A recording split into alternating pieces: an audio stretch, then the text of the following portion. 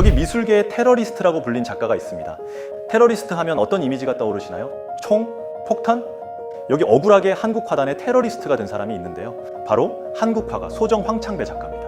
황창배 작가는 전통 재료의 범주를 벗어났다는 이유로 한국화단의 이단아 테러리스트라는 명칭이 붙었죠. 그는 지필묵에 대한 고정관념에서 벗어나 폭넓게 재료를 사용했어요.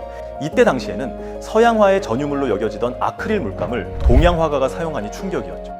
하지만 선생님은 전통적인 동양화를 그리는 필법들을 사용하면서 전통을 추구했어요. 그는 넓은 재료를 사용하면서 신화법의 개척과 전통의 계승을 동시에 성취하신 것이죠.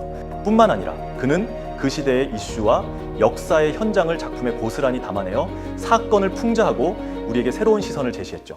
여러분, 1991년 낙동강 페놀 오염 사건을 기억하시나요? 이 사건은 구미공업단지에서 페놀 30여 톤이 낙동강으로 유출된 사건입니다. 여기서 페놀은 1급 발암물질로서 주의가 필요한 물질이죠. 황창배 선생님은 이 사건을 놓치지 않았는데요. 이 그림에서는 대기업체의 폐수 무단 방류와 유독 물질 관리 소홀을 패러디했습니다. 그림 속 물고기는 내장이 흉하게 썩었죠. 게다가 물고기 위로 X자의 선이 교차해요. 오염된 하천에서 서식하는 생물의 처참한 죽음과 인간의 이기심이 불러일으킨 생태 파괴를 고발하는 섬뜩한 기호입니다. 그의 작품은 시간의 지표와 역사의 현장을 제공했으며 인간의 기억 속으로 사라진 사건과 사고를 독특한 시각 언어로 기록하여 시대의 증거물을 남긴 것이죠. 여러분, 우리 어렸을 적 숨은 그림 찾기 놀이를 해본 경험이 있죠? 선생님은 옛 추억이 새록새록 떠오르는 숨은 그림 찾기를 작업 시리즈로 발표합니다. 그는 이 작업에서 회화 창작의 기초이자 틀이나 다름없는 하도, 즉 밑그림을 과감하게 버려요. 밑그림 때문에 발생되는 경직된 이미지와 고정관념의 틀을 깨기 위함이었죠. 1차 작업은 먹과 색의 바탕 선염입니다. 한지를 수평으로 펼친 후 밑그림 없는 한지에 단묵과 담채를 무작위로 칠하죠. 스며드는 먹과 색은 한없이 번지면서 다양한 색상 배합과 얼룩을 형성합니다. 일획성과 우연성이 발생되는 순간이죠. 1차 작업이 마무리되면 바탕색은 서서히 건조되어 예상치 못한 얼룩이 드러나죠. 그는 얼룩에 주목합니다. 미처 완성되지 않은 형상을 보면서 마음속에 떠오르는 사물을 차례로 그려나가죠. 이러한 이유로 이 시리즈의 이름이 숨은 그림 찾기인 겁니다. 여기까지 한국화단의 고정관념과 틀을 깨고 새로운 지표를 제시하신 황창배 선생님의 이야기였습니다. 여기 시 한 편의 영향으로 삶의 이정표가 바뀌신 분이 있습니다.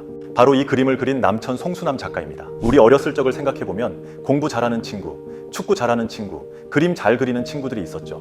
그중 그림 잘 그리는 친구가 송수남 선생님이었습니다. 그러나 6.25 전쟁으로 꿈을 가지기 쉽지 않았던 선생님은 그저 하나의 놀이로서 그림을 그리게 되었죠. 시간이 흘러 1956년 홍익대학교 미술대학에 입학하죠. 그곳에서 3년 동안 서양화에 깊이 빠집니다. 그러던 어느 날 한 권의 책이 선생님의 눈에 들어오는데요. 가도 가도 황토길이라는 시집입니다. 이 시를 읽고 우리의 것, 가장 한국적인 것을 그려야겠다고 마음먹었어요. 그리고는 본인의 전공 서양화과를 뛰쳐나와 동양화과로 가게 됩니다. 그는 동양화과에 들어선 지 얼마 되지 않아 국전 동양화부에 입선하여 공식 화단에 이름을 올립니다. 바로 이 그림인데요. 과감한 발목 효과를 통해 우연한 형태들로 화면 공간 전체가 구성되는 방식입니다. 어떤가요? 외형적인 유사성만 따진다면 추상표현주의의 전면 회화와 크게 다른 것 같지 않죠? 그러나 자세히 뜯어보면 한국 풍경의 20개 번짐과 얼룩 가운데 기와지붕과 삼봉우리, 한국의 전통적인 문양 등을 그려 넣음으로써 우연적인 형태에서 의도된 형상으로 변화를 시도하는 것을 볼 수 있죠. 이후 스웨덴 국립동양박물관으로부터 초대전 제의를 받아 최초의 외국 개인전을 준비하게 됩니다. 타국에서 선생님은 한국적 정신을 표현할 수 있는 것이 무엇인지 탐구하셨어요. 20개는 장자사상을 비롯한 한국의 정신이 깃들어 있다. 그것은 우리만 할 수 있는 것이다 라며 20기, 곧 정답이라고 결론을 내리셨죠. 이 그림은 1980년대에 그려진 그림인데요. 숲처럼 무성해진 나무들 사이로 언뜻 건물과 구조물들이 드러나는데 이는 마치 자연이 도시를 점령한 것과도 같은 실제와는 다른 풍경입니다. 이렇듯 80년대 중반 이전까지 그는 산수를 다루되 전형적인 관념 산수와 실경 산수의 경계를 넘나드는 작업을 지속하였죠. 송수남 선생님의 한국화는 전통과 현실이라는 미술계의 가장 핵심적인 고민 사이를 드러내는 작업을 했다고 볼 수 있죠. 과거의 정신을 계승하고 동시에 당대 추상 미술을 재해석하여 미래지향적이고 국제적인 화풍을 만들고자 했다고 할 수 있습니다. 1990년대, 2000년대에는 붓의 놀림 시리즈를 제작하게 됩니다. 이 시리즈에서는 붓질의 생동감이 만드는 긴장감과 웅장한 기운을 느낄 수 있습니다. 여기까지 시 한 편의 영향으로 한국화 변혁에 한 획을 그은 송수남 선생님의 이야기였습니다. 그 사람이 뭐 수묵가를 열심히 했다.